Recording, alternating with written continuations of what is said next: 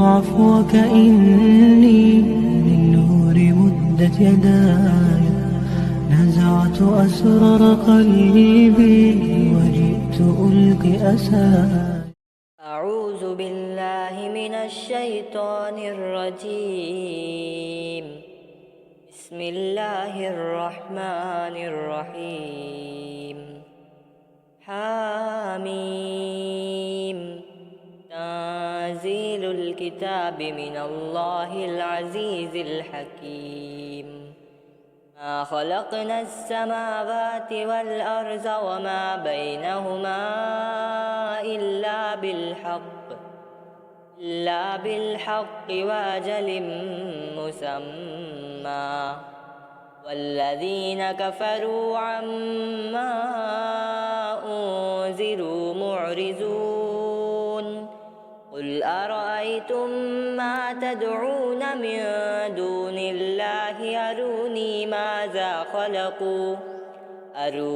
ماذا خلقوا من الأرض أم لهم شرك في السماوات.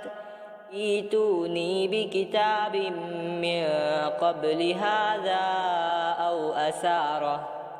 أو أثارة من علم إن كنتم صادقين. ومن أضل ممن يدعو من دون الله من لا يستجيب له إلى يوم القيامة وهم عن دعائهم غافلون. وإذا حشر الناس كانوا لهم أعداء وكانوا بعبادتهم كافرين. وإذا تتلى عليهم آياتنا بينات قال الذين كفروا للحق لما جاءهم هذا سحر مبين. أم يقولون افتراه، قل إن افتريته فلا تملكون لي من الله شيئا، هو أعلم بما تفيضون فيه، كفى به شهيدا بيني وبينكم وهو الغفور الرحيم.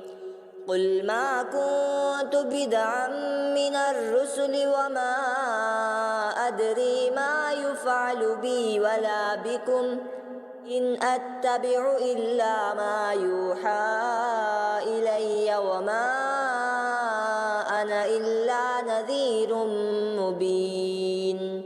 قل أرأيتم إن كان من عند الله وكفرتم به وشهد شاهد من بني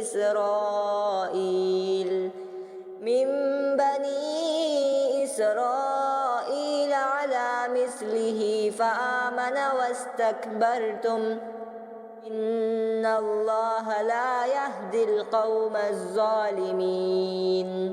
وقال الذين كفروا للذين آمنوا لو كان خيرا ما سبقونا إليه، وإذ لم يهتدوا به فسيقولون هذا إفك قديم.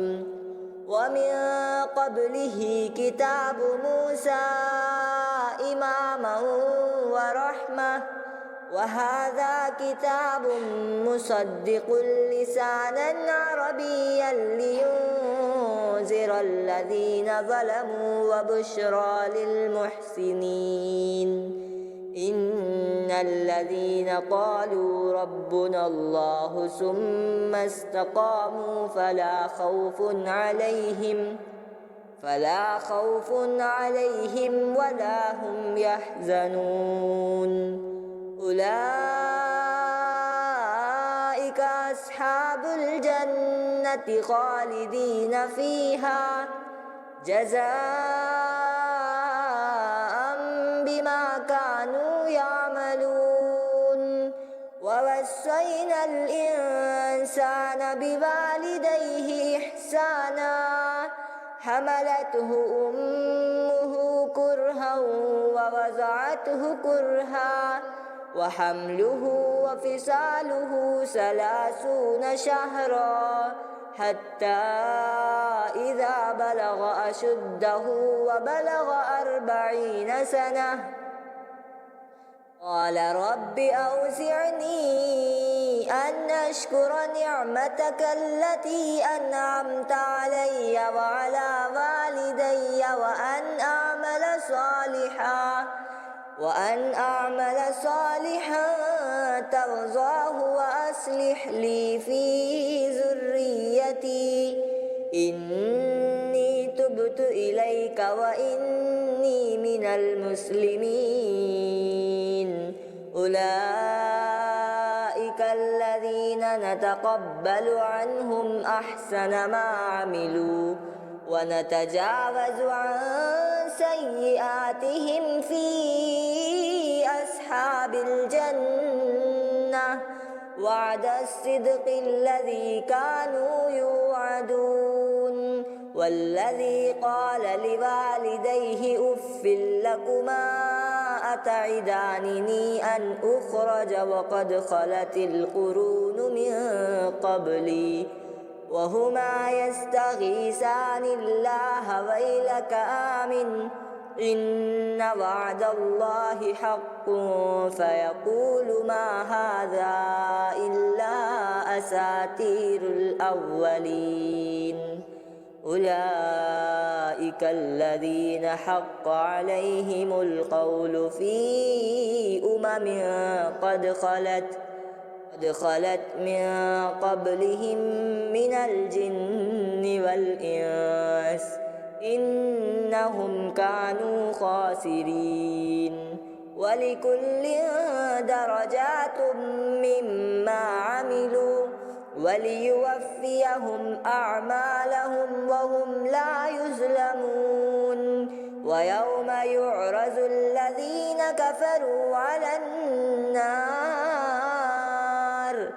أذهبتم طيباتكم في حياتكم الدنيا واستمتعتم بها فاليوم تجزون عذاب الهون بما كنتم تستكبرون في الأرض بغير الحق وبما كنتم تفسقون واذكر أخا عاد إذ أنذر قومه بالأحقاف وقد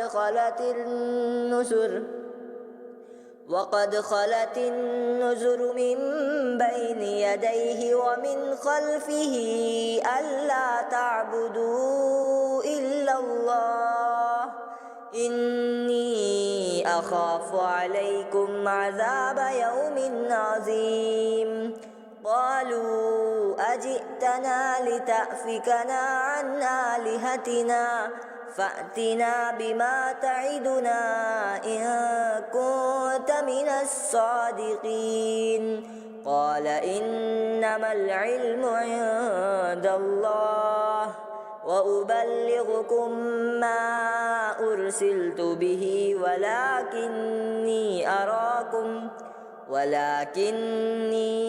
أراكم قوما تجهلون فلما رأوه عارضا مستقبل أوديتهم قالوا هذا عارض ممطرنا بل هو ما استعجلتم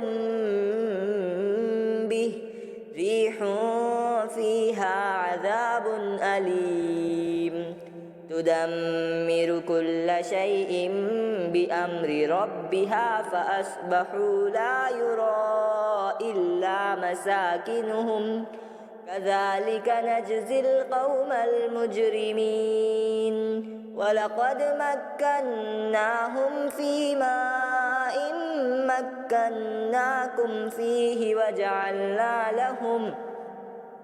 وجعلنا لهم سمعا وأبصارا وأفئدة فما أغنى عنهم سمعهم ولا أبصارهم ولا أفئدتهم من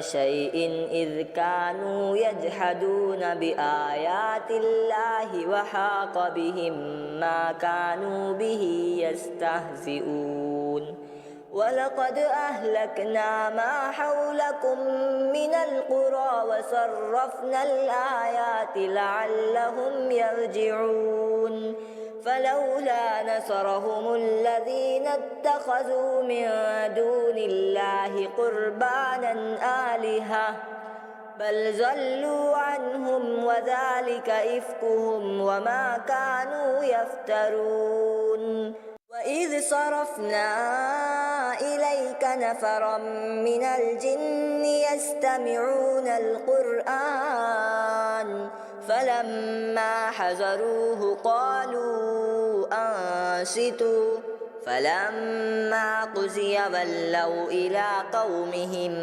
منذرين قالوا يا قومنا إنا سمعنا كتابا أنزل من بعد موسى مصدقا لما بين يديه يهدي إلى الحق وإلى طريق مستقيم يا قومنا أجيبوا داعي الله وآمنوا به يغفر لكم من ذنوبكم ويجركم من عذاب أليم ومن لا يجب داعي الله فليس بمعجز في الأرض وليس له من دونه أولياء أولئك في ضلال مبين أولم يروا أن الله الذي خلق السماوات والأرض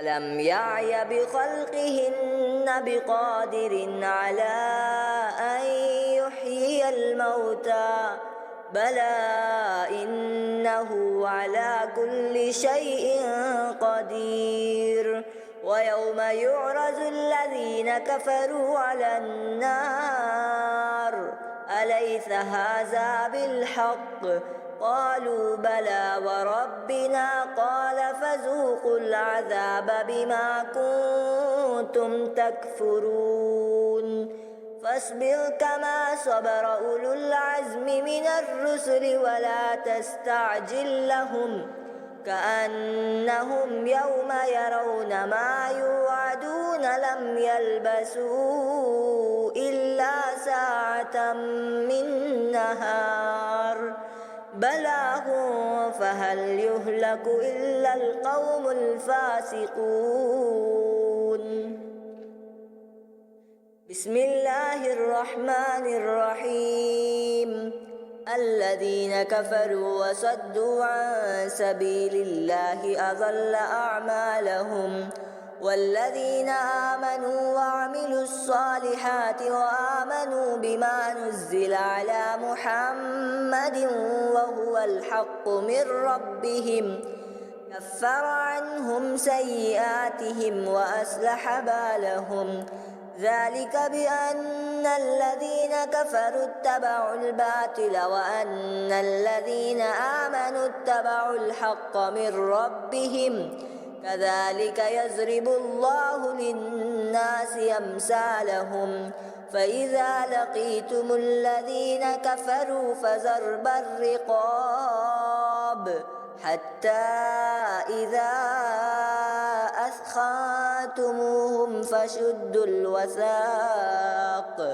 فإما منا بعد وإما فداء حتى تضع الحرب أوزارها ذلك ولو يشاء الله لانتصر منهم ولكن ليبلو بعضكم ببعض والذين قتلوا في سبيل الله فلن يزل أعمالهم سيهديهم ويصلح بالهم ويدخلهم الجنة عرفها لهم.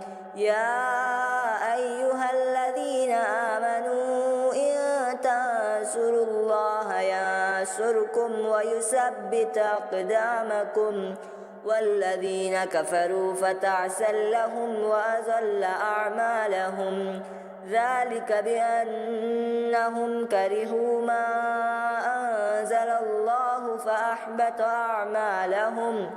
أفلم يسيروا في الأرض فينظروا كيف كان عاقبة الذين من قبلهم دمر الله عليهم وللكافرين أمثالها ذلك بأن الله مولى الذين آمنوا وأن الكافرين لا مولى لهم.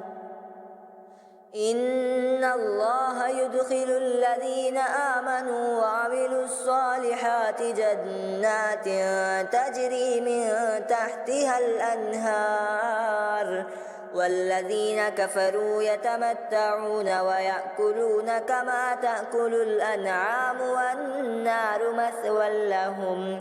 وكأي من قرية هي أشد قوة من قريتك التي أخرجتك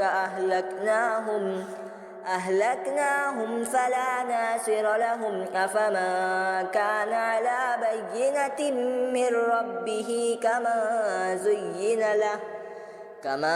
زين له سوء عمله واتبعوا أهواءهم.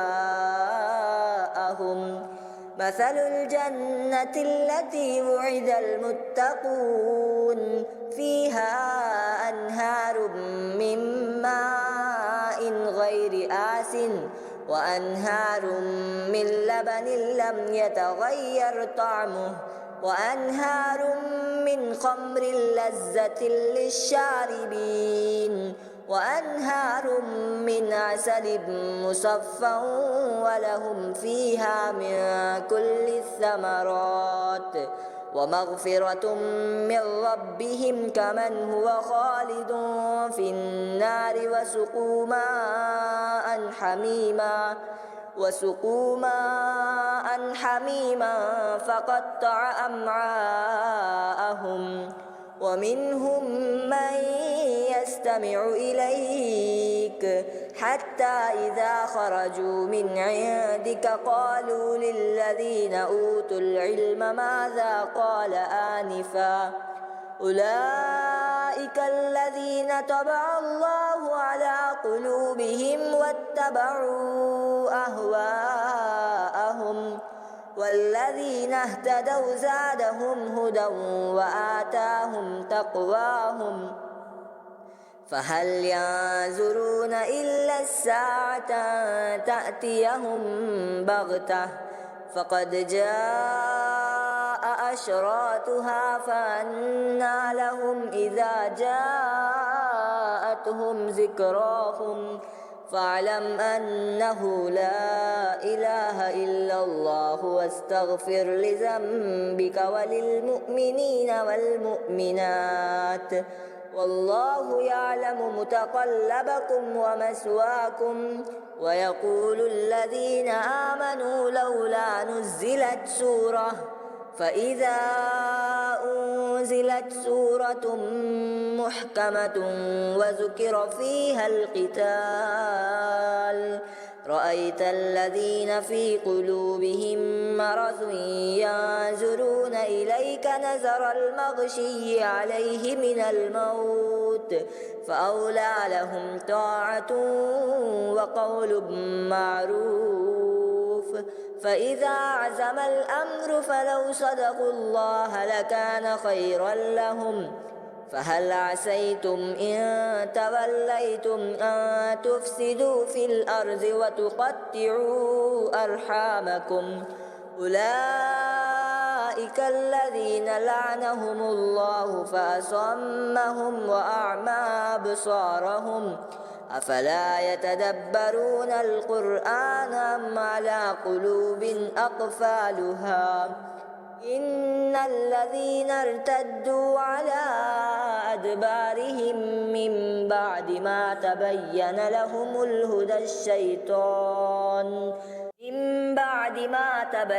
لهم الهدى الشيطان سول لهم وأملى لهم ذلك بأنهم قالوا للذين كرهوا ما أنزل الله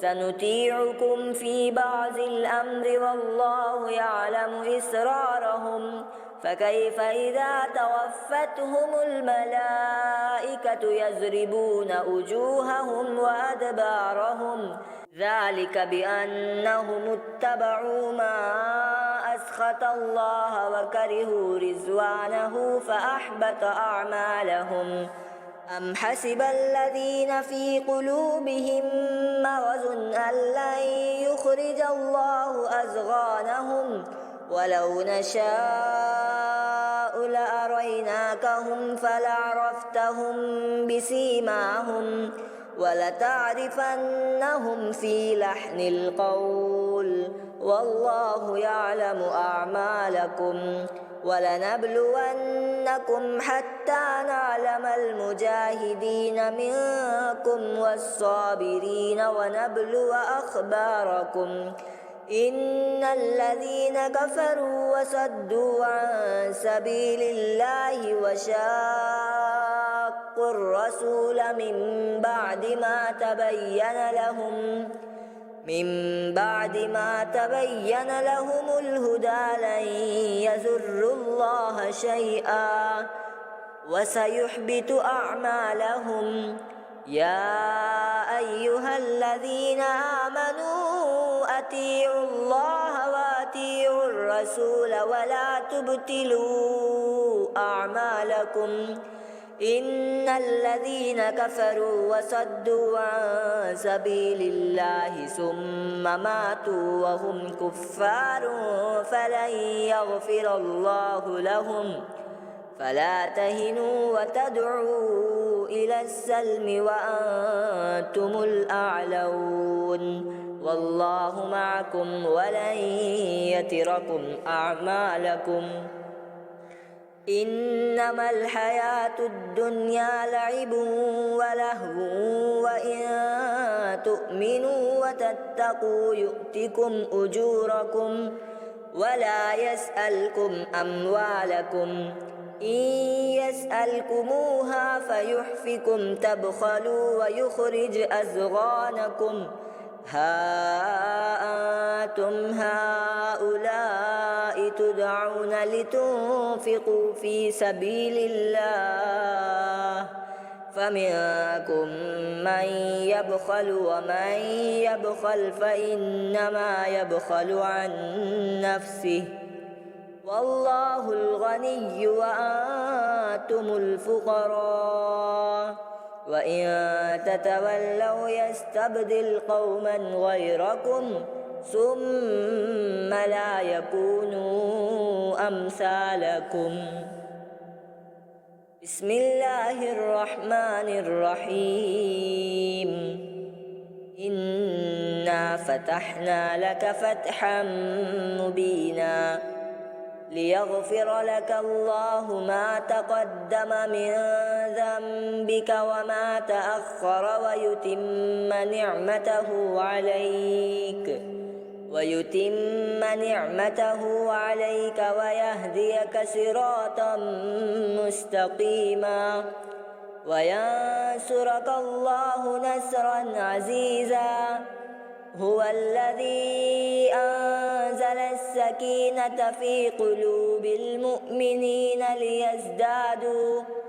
ليزدادوا إيمانا مع إيمانهم ولله جنود السماوات والأرض وكان الله عليما حكيما ليدخل المؤمنين والمؤمنات جنات تجري من تحتها الأنهار خالدين فيها ويكفر عنهم سيئاتهم وكان ذلك عند الله فوزا عظيما ويعذب المنافقين والمنافقات والمشركين والمشركات الظانين بالله ظن السوء عليهم دائرة السوء وغضب الله عليهم ولعنهم وأعد لهم جهنم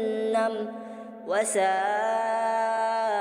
مصيرا ولله جنود السماوات والأرض وكان الله عزيزا حكيما إنا أرسلناك شاهدا ومبشرا ونذيرا لتؤمنوا بالله ورسوله وتعزروه وتوقروه وتسبحوه بكرة وأصيلا إن الذين يبايعونك إنما يبايعون الله يد الله فوق أيديهم فمن نكث فإنما ينكث على نفسه ومن أوفى بما عاهد عليه الله فسيؤتيه أجرا عظيما سيقول لك المخلفون من الأعراب شغلتنا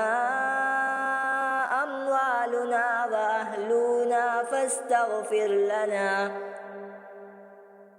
يقولون بألسنتهم ما ليس في قلوبهم قل فمن يملك لكم من الله شيئا إن أراد بكم ضرا أو أراد بكم نفعا بل كان الله بما تعملون خبيرا بل ظننتم أن لن ينقلب الرسول والمؤمنون إلى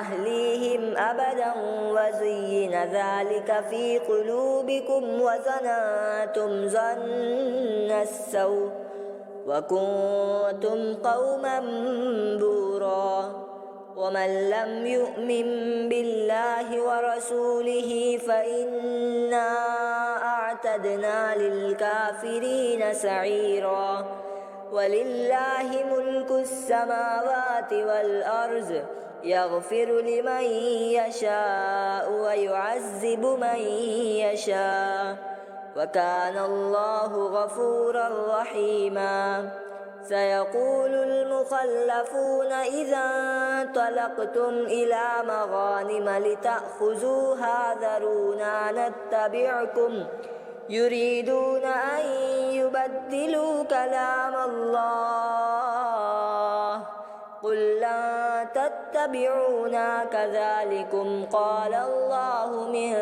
قبل فسيقولون بل تحسدوننا بل كانوا لا يفقهون إلا قليلا قل للمخلفين من الأعراب ستدعون إلى قوم أولي بأس شديد تقاتلونهم أو يسلمون فإن تطيعوا يؤتكم الله أجرا حسنا وإن تتولوا كما توليتم من قبل يعذبكم عذابا أليما ليس على الأعمى حرج ولا على الأعرج حرج ولا على المريض حرج ومن يطع الله ورسوله يدخله جنات تجري من تحتها الأنهار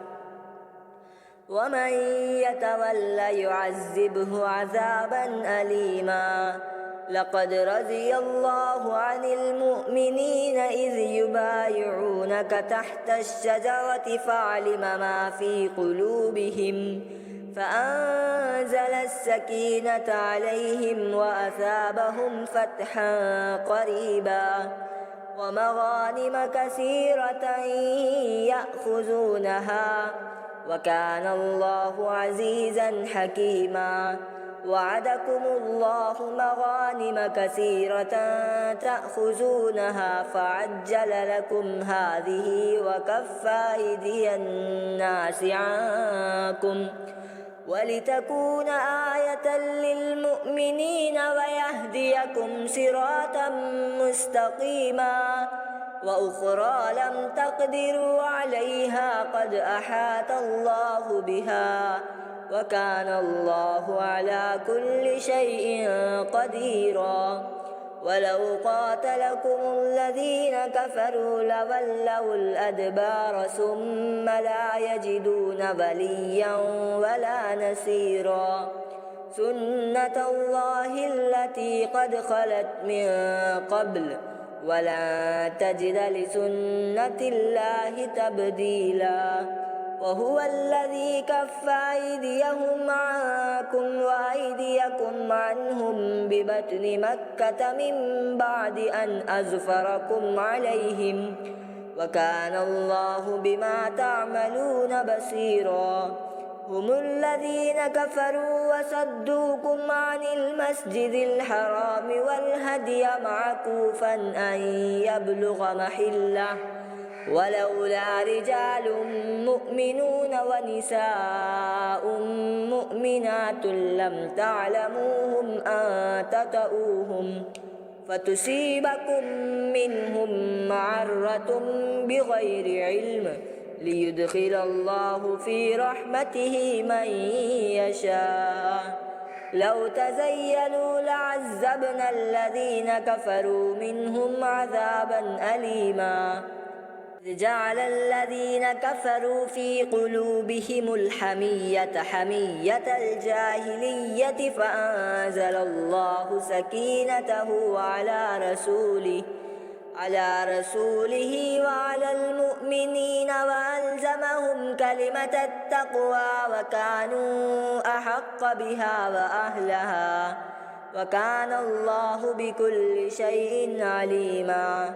لقد صدق الله رسوله الرؤيا بالحق لتدخلن المسجد الحرام إن شاء الله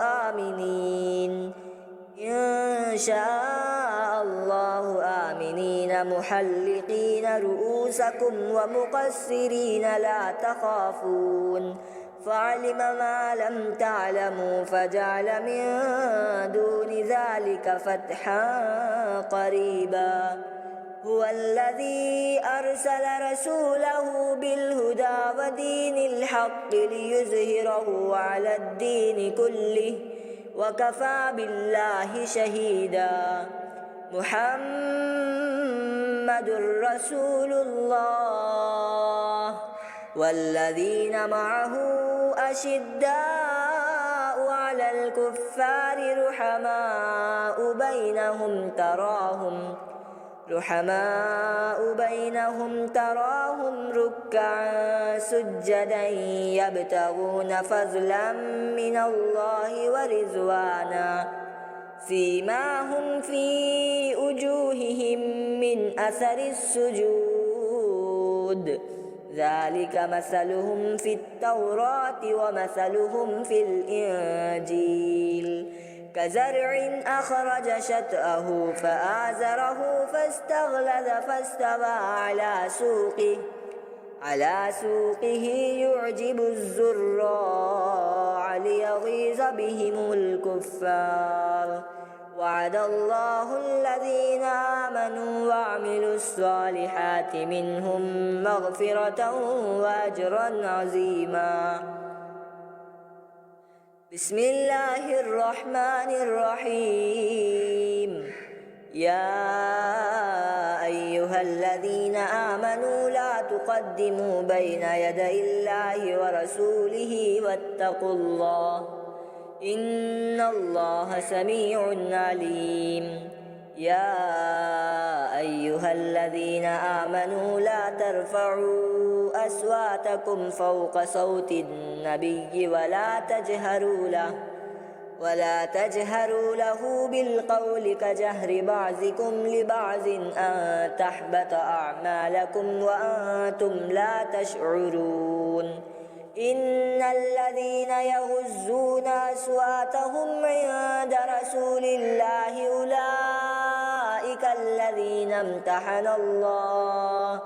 أولئك الذين امتحن الله قلوبهم للتقوى لهم مغفرة وأجر عظيم إن الذين ينادونك من وراء الحجرات أكثرهم لا يعقلون ولو أنهم صبروا حتى تخرج إليهم لكان خيرا لهم والله غفور رحيم يا أيها الذين آمنوا إن جاءكم فاسق بنبأ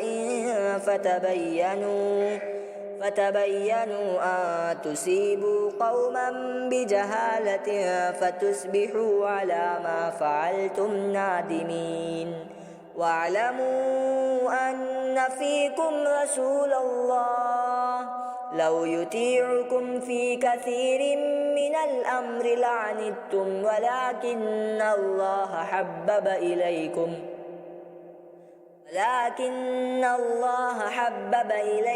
الإيمان وزينه في قلوبكم وكره إليكم الكفر والفسوق والعصيان أولئك هم الراشدون فضلا من الله ونعمة والله عليم حكيم وإن طائفتان من المؤمنين اقتتلوا فأصلحوا بينهما فإن بغت إحداهما على الأخرى فقاتلوا التي تبغي حتى تفيء إلى أمر الله فإن فاءت فأصلحوا بينهما بالعدل واقسطوا إن الله يحب المقسطين إنما المؤمنون إخوة فأصلحوا بين أخويكم واتقوا الله لعلكم ترحمون يا أيها الذين آمنوا لا يسخر قوم من قوم عسى أن يكونوا خيرا منهم ولا نساء من نساء عسى أن يكن خيرا منهن ولا تلمزوا أنفسكم ولا تنابزوا بالألقاب بئس الاسم الفسوق بعد الإيمان ومن لم يتب فأولئك هم الظالمون يا أيها الذين آمنوا اجتنبوا كثيرا من الظن إن بعض الظن إثم ولا تجسسوا ولا يغتب بعضكم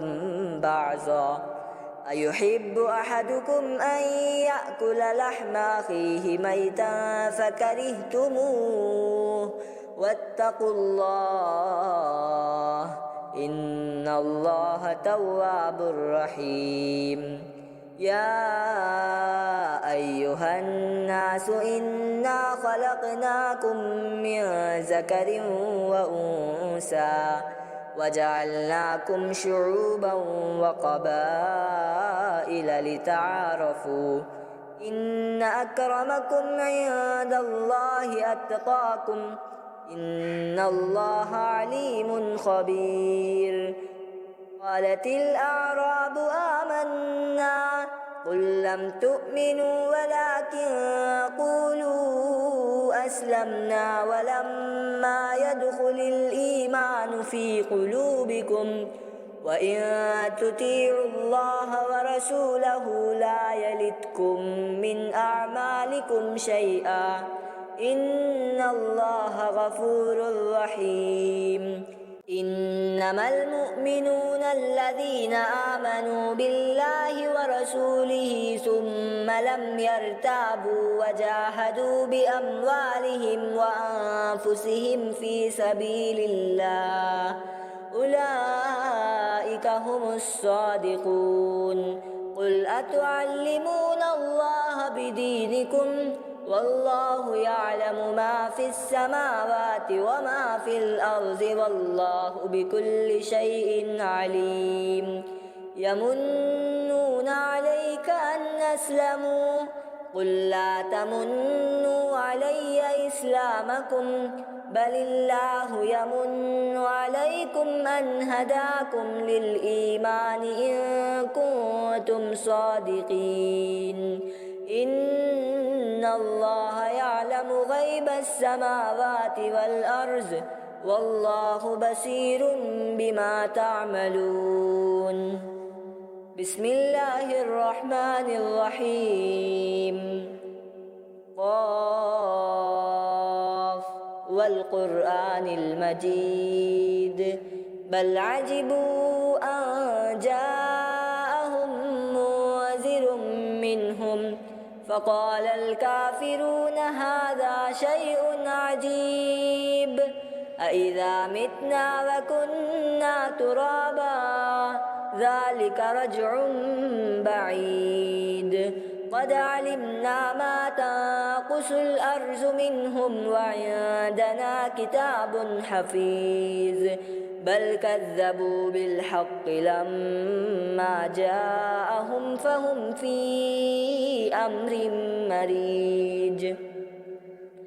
أفلم ينظروا إلى السماء فوقهم كيف بنيناها وزيناها وما لها من فروج والأرض مددناها وألقينا فيها رواسي وأنبتنا فيها من كل زوج بهيج تبصرة وذكرى لكل عبد منيب. ونزلنا من السماء ماء مباركا فأنبتنا به جنات وحب الحصيد والنخل باسقات لها طلع نزيد رزقا للعباد وأحيينا به بلدة ميتا كذلك الخروج.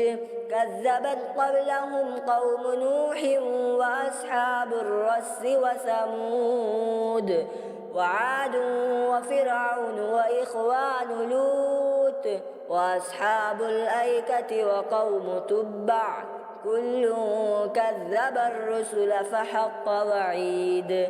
أفعينا بالخلق الأول بل هم في لبس من خلق جديد. ولقد خلقنا الإنسان ونعلم ما توسوس به نفسه ونحن أقرب إليه من حبل الوريد إذ يتلقى المتلقيان عن اليمين وعن الشمال قعيد. ما يلفظ من قول إلا لديه رقيب عتيد.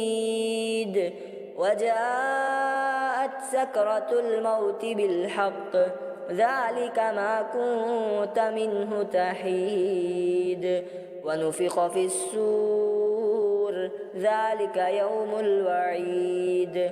وجاءت كل نفس معها سائق وشهيد. لقد كنت في غفلة من هذا فكشفنا عنك غطاءك فبصرك اليوم حديد. وقال قرينه هذا ما لدي عتيد.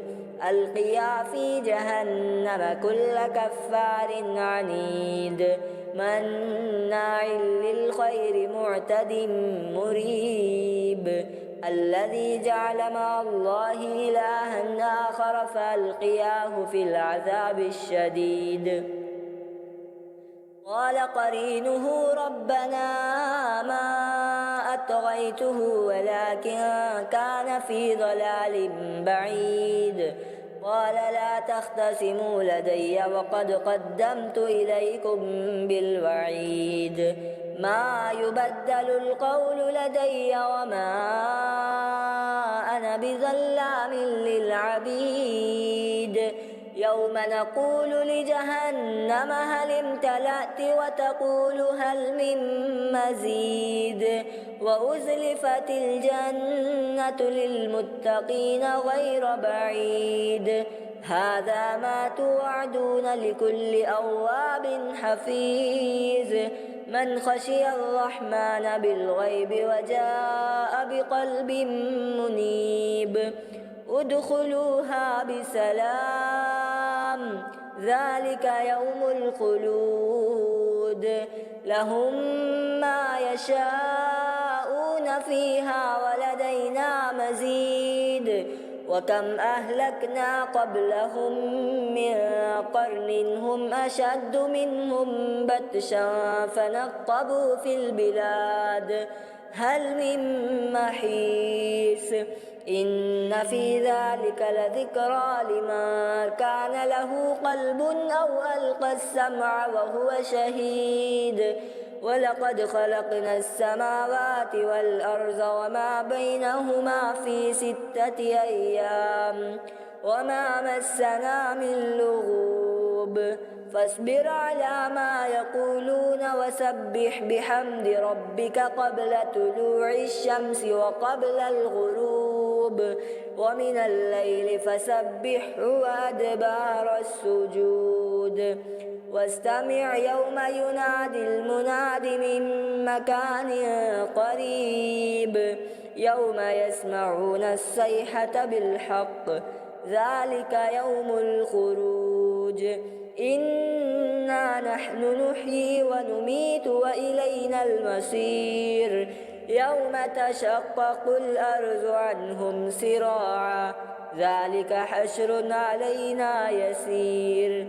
نحن أعلم بما يقولون وما أنت عليهم بجبار. فذكر بالقرآن من يخاف وعيد. بسم الله الرحمن الرحيم. والزاريات ذروا فالحاملات وقرا فالجاريات يسرا فالمقسمات أمرا إنما توعدون لصادق وإن الدين لواقع. والسماء ذات الحبك إنكم لفي قول مختلف. يؤفك عنه من أفك. قتل الخراصون الذين هم في غمرة ساهون. يسألون أيان يوم الدين يوم هم على النار يفتنون ذوقوا فتنتكم هذا الذي كنتم به تستعجلون. إن المتقين في جنات وعيون آخذين ما آتاهم ربهم إنهم كانوا قبل ذلك محسنين. كانوا قليلا من الليل ما يهجعون وبالأسحار هم يستغفرون. وفي أموالهم حق للسائل والمحروم. وفي الأرض آيات للموقنين. وفي أنفسكم أفلا تبصرون. وفي السماء رزقكم وما توعدون. فورب السماء والأرض إنه لحق مثل ما أنكم تنطقون. هل أتاك حديث ضيف إبراهيم المكرمين إذ دخلوا عليه فقالوا سلاما قال سلام قوم منكرون. فراغ إلى أهله فجاء بعجل سمين فقربه إليهم قال ألا تأكلون فأوجس منهم خيفة قالوا لا تخف وبشروه بغلام عليم فأقبلت امرأته في سرة فسكت وجهها وقالت عجوز عقيم قالوا كذلك قال ربك إنه هو الحكيم العليم.